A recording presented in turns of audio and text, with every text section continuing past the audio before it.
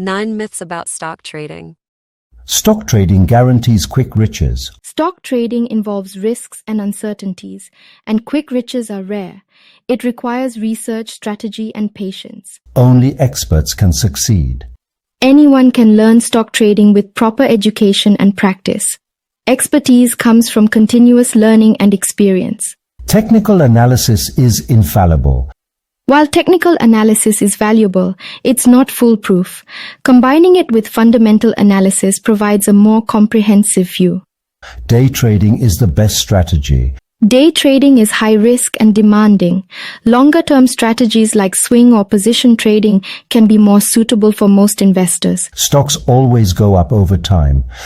Stock prices can be volatile and influenced by various factors, leading to periods of decline or stagnation. Successful traders win every trade.